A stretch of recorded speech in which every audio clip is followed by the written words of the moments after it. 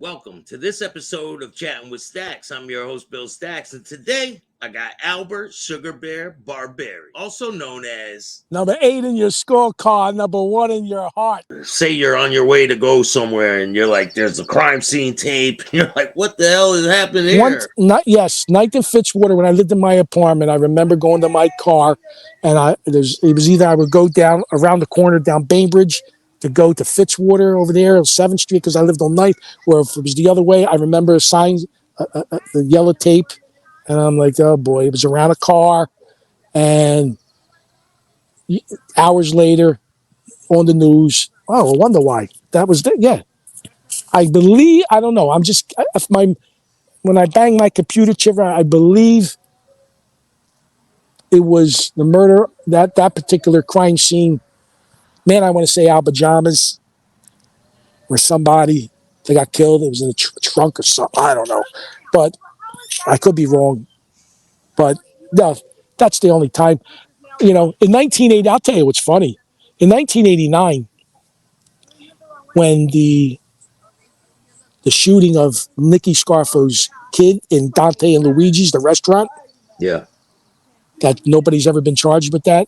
There's been speculation, but that still need to get into that. My father would frequently go to Dante and Luigi to eat 4 o'clock, 5 o'clock. But that was Halloween night.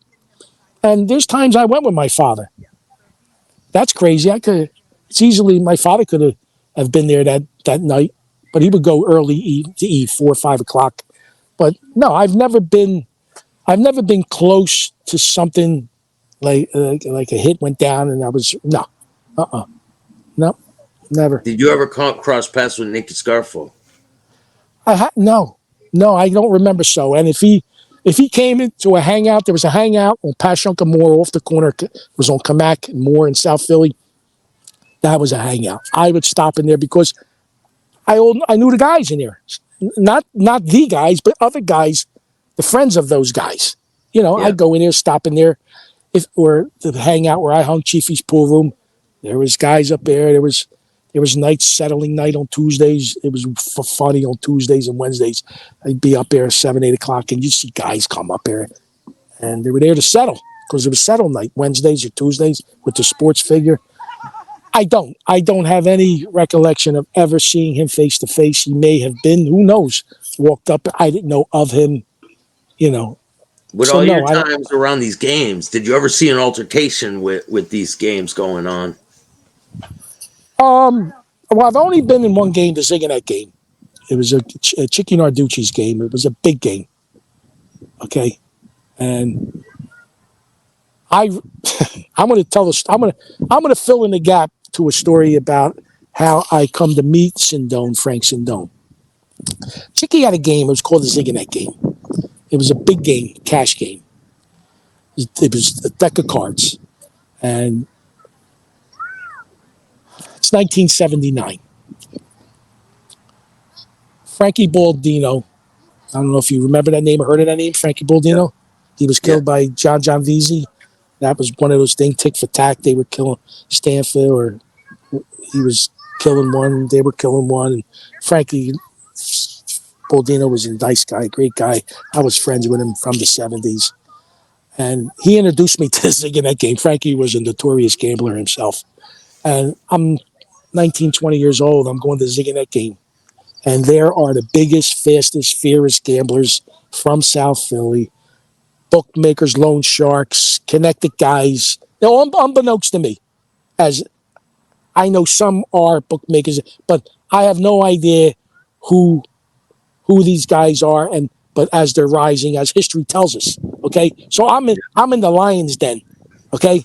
Yeah.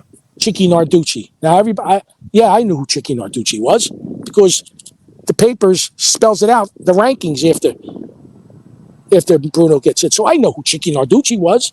I know where he stood in that line, in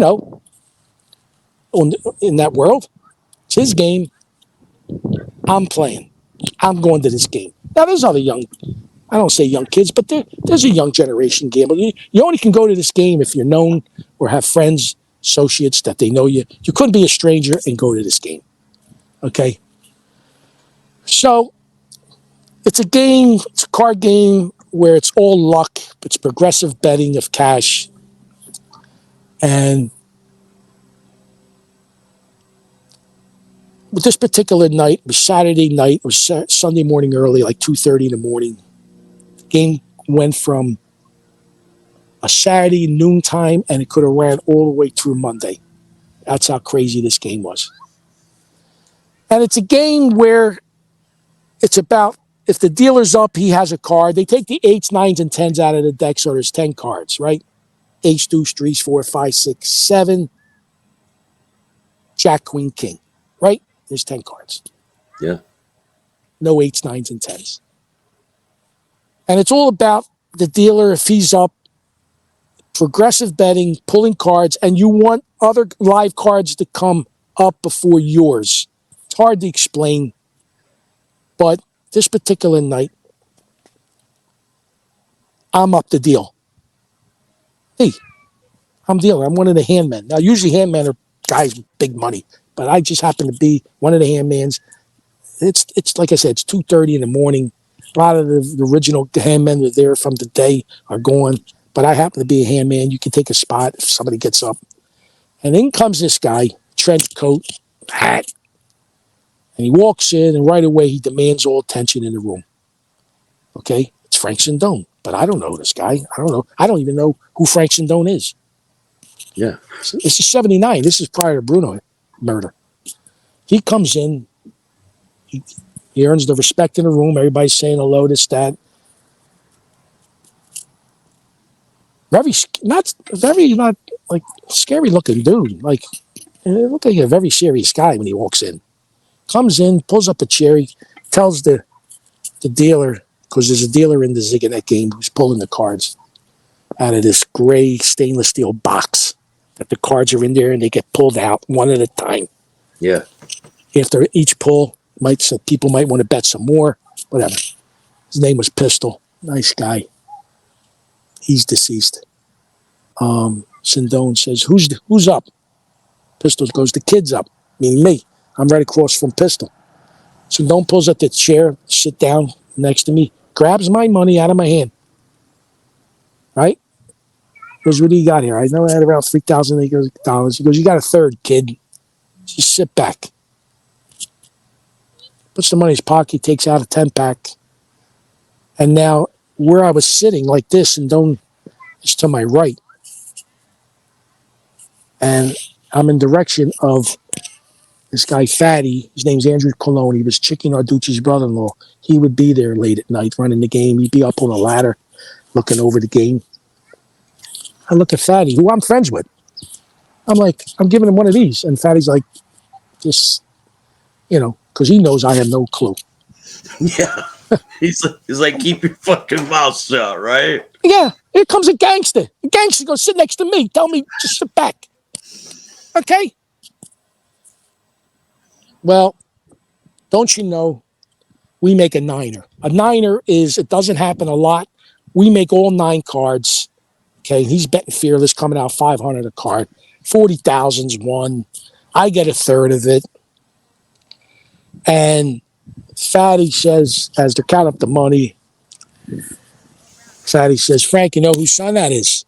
He goes, no, who? Fatty says, that's Blizzard's son. He looks at me, Sindone. You're Blizzard's kid? Yeah. Takes his 2 fingers, poke me in the chest. You tell him Frank Sindone said hello. All right, I'll pass along the message. I don't know who Frank Sindone is, right? Yeah. I know he's somebody. I don't know who, though. So this was my demise. Again, my father being a sharp guy. What happened was, you tell me if I had a run-in. This is where I'm going to answer your question about the run-in. Did I ever have a run-in or seen a run-in? There's a guy by the name of Spike. Now, he's mentioned in documentaries, and Spike was an associate, a friend of Chicky Narducci's. Big guy, big, 6'2", 6'3", a little bit big, gold, wearing a chain, drove a beautiful Eldorado. Impressive guy, That Tuesday or so, I see him at a car wash, a neighborhood car wash, not too far from the pool room where I'm hanging, Chiefy's pool room. I go in there. He's zigging. He's at the zigging that game. He knows. He heard I made a score. Sugar, can you do me a favor? Can you lend me 500? I'll give it to you at the zigging that game. I'm an impressionable young kid, dumb. Yeah, no problem. Here's 500. I leave the car wash, come to the pool room. Fatty's up there. At this time, I think Fatty's got a piece of the pool room at that time. Hey, hey, Sugar, what's up? Fatty, you can't. Guess who the hell I just ran into? The car wash. Ooh, Sugar. Spike. First words out of Fatty's mouth. Sugar, please don't tell me you gave him money. I remember saying exactly this. Of course I gave him money. Why wouldn't I? You know. Wine of his Fatty says, Sugar, don't you know he's one of the biggest con artists on the East Coast? No, Fatty, I don't know Spike to be the biggest con artist on the East Coast. Rumor has it, legend has it, that he took Robert Conrad, remember from Wild Wild West? Yeah. Took him for a ton of money. Anyway, I'm like, oh my God. Fat, can you get... Now, Fatty, being Chicky's brother-in-law, I said, can you get my money back for me? I mean, talk to Chicky. I'll handle it. Just... So, next day, Fatty up the pool rooms. Chicky said to give this to you. It was a couple hundred. He said he'll get the rest from Spike. Stay away from him. Okay? Okay. Well, Saturday comes around, the Zigging game. 12 o'clock afternoon. I'm there, bright-eyed, bushy tail, ready to gamble. Spike's in there. He's gambling. He's there. He's got a lot of money in his hand. Well, I'm told to stay away from him. Orders from Chicky Narducci. Fatty relays the message. Stay away from Spike. I'll handle it. But you want your money, right? Well, I'm a dumb young fucking kid full of cum, stupid motherfucker, dumb, right? I get in words with Spike. Give me can I get the money from you? It starts off, can I get the tree? Can I get the money? And he's like, answers me back. Little loudness in the game. Nothing happens. This is the part I leave out of the story, but now on your show, I'm going to tell it. One little snippet I leave out of the story. And I only didn't want to say it in the original story because I know Philip. Philip Narducci and I are friendly. Okay? He was tight with his Fatty. I was. We're good to go, me and Philip. Always got along. So I didn't want to paint this picture of his father. So I left it out of the story. So I'm in the kitchen. Now it's on the first floor of a row home. You walk in the front door, there's a little vestibule, another door, and then there's a long room where the table, the card game, and then there's a kitchen. Believe it, they had food in that game. You never go. If you're known to go in that game, you're hungry, you go in there and eat sausage, meatballs, everything. Yeah. Chicky would come in. He wouldn't be there right at 12, but Chicky would at some point get there. And here comes Chicky. Here everybody's saying hello. I'm in the kitchen. I'm up against the sink. Okay? Not playing. She comes walking. I see everybody giving the hugs, the handshake, coming towards me. And all of a sudden, he gets a few feet. Hey, Chick. He's got a bag of bread, the loaves of bread in one hand. And as soon as I say, hey, Chick, whack, right across my face. Oh, my God. He hits me.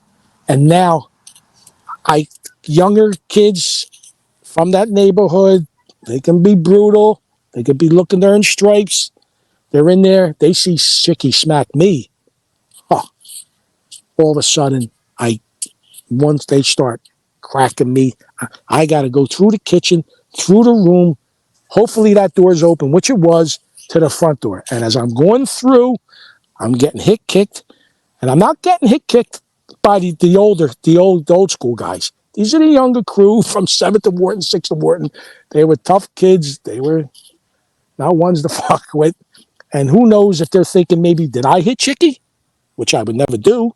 But they see him upset. And I'm running through, I'm getting hit. And I'm not getting really hurt, but I'm getting pummeled. And I get through the first door, the next door. The front door's locked. And I'm in the corner on the floor, and I'm feeling the punches and the kicks. But I peed myself. I was so scared. And finally, I hear Chicky say, all right, let him out. Get him out. Let him out.